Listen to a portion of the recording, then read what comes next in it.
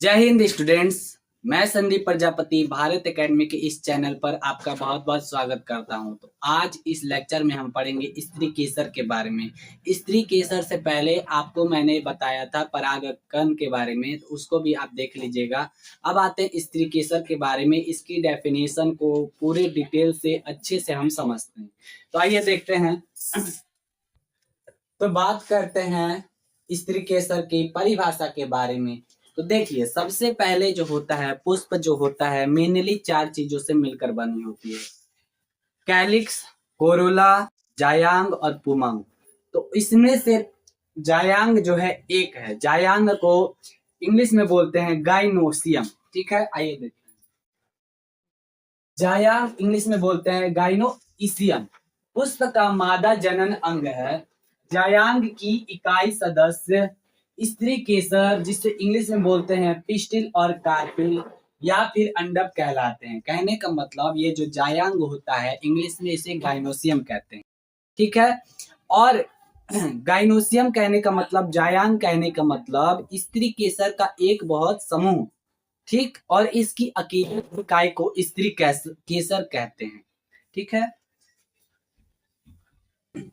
अगर बात किया जाए स्त्री केसर की संरचना के बारे में, तो स्त्री केसर जो होता है उसके मुख्यतः 3 भाग होते हैं। देखिए, ये संरचना है स्त्री केसर की। इसमें एक होता है ऊपर वाला हिस्सा, बीच वाला हिस्सा और नीचे वाला हिस्सा।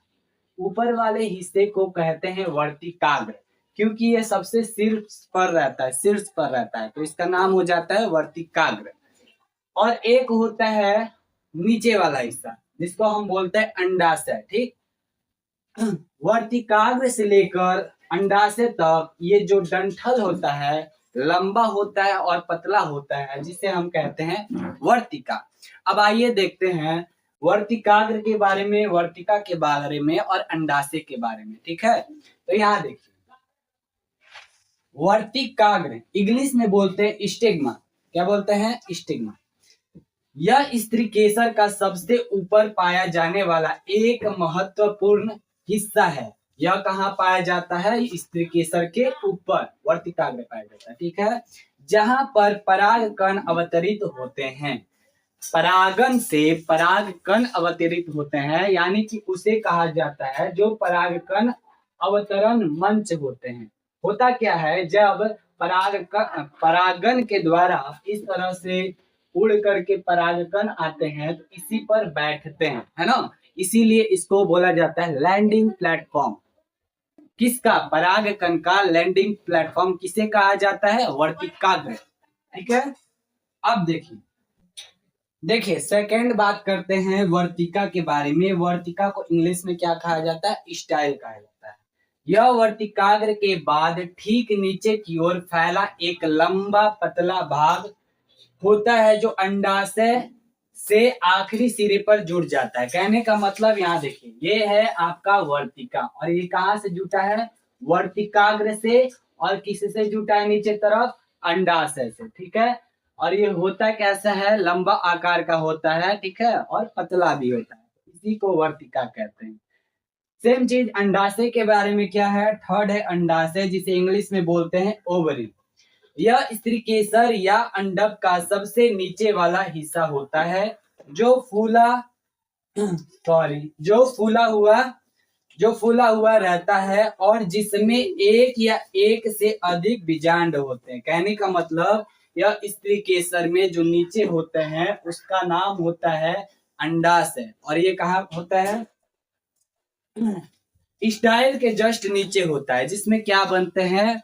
बीजांड बनते हैं। ठीक है। तो आइए देखते हैं अलग अलग पौधों में, अलग अलग फूलों में अलग अलग स्त्री केसर का सुमंग यानी कि गुच्छा होता है, तो उसे भी कहा जाता है, जिसे मोनोकार्पिलरी कहा जाता है। ठीक है। और सिनकार्पस, अपोकार्पस, ये जो टाइप्स हैं। आइए आगे पढ़ते हैं। तो देखिए बात करें कि स्त्री केसर के प्रकार के, तो स्त्री केसर के प्रकार होते हैं। देखिए यहाँ ध्यान दीजिएगा। जयांग एकांडपी, मोनोकार्पेलरी इंग्लिश में बोलते हैं। एकांडपी यानी कि सिंगल, या बहुअंडपी मल्टी कार्पेलरी हो सकते हैं। तो स्त्री केसर के 2 प्रकार होते हैं, एक एकांडपी और दूसरा बहुअंडपी, ठीक है। लेकिन बहुअंडपी के दो अलग से प्रकार होते हैं। कौन कौन सा, यहाँ देखिए।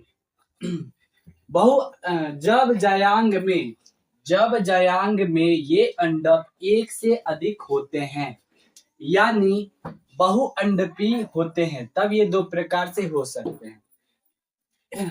जायांग तो एक तो होता है एकांडपी और दूसरा होता है बहुअंडपी, लेकिन बहुअंडपी के भी अलग से दो प्रकार होते हैं, ठीक है। कौन कौन, एक होता है युक्तांडपी, जिसे इंग्लिश में कहते हैं सिनकार्पस, और दूसरा होता है वियुक्तांडपी, ठीक है। ये दोनों कैसे काम करते हैं, क्या है, आइए देखते हैं। अगर बात किया जाए युक्तांडपी स्त्रीकेसर का, युक्तांडपी स्त्रीकेसर क्या है, बहुअंडपी है, ठीक है। बहुअंडपी के दो प्रकार होते हैं, युक्तांडपी और योक्तांडपी, ठीक है। योक्तांडपी स्त्रीकेसर क्या कहता है, जब अंडक बहुअंडपी हो तब ये आपस में एक दूसरे से जुड़े रहते हैं। इस स्थिति को युक्तांडपी सिनकार्पस कहते हैं, और ये स्त्रीकेसर युक्तांडपी स्त्रीकेसर कहलाती है। कहने का मतलब, जब बहुअंडपी स्त्रीकेसर होते हैं और इसमें भी युक्तांडपी स्त्रीकेसर होते हैं, तब इसके स्त्रीकेसर जो है आपस में जुटे हुए रहते हैं, इसी को कहा जाता है युक्तांडपी। तो जैसे देखिए, युक्तांडपी स्त्रीकेसर का एक एग्जाम्पल है पैपावर। क्या है, पैपावर। यहाँ देखिए, इस प्रकार की स्त्रीकेसर अधिकतर पैपावर में पाए जाते हैं। यह पैपावर की संरचना है। इसमें आप ध्यान से देखिए, ये क्या है, इसके जो ये सब हैं स्त्रीकेसर है ना, स्त्रीकेसर है, और आपस में क्या है, ये अटैच हैं, जुटे हुए हैं, इसीलिए इसको क्या कहा जाता है, युक्तांडपी। अब आइए देखते हैं वियुक्तांडपी किसे कहते हैं। अब आइए दूसरे तरह का जो स्त्रीकेसर था वियुक्तांडपी, उसके बारे में देखते हैं।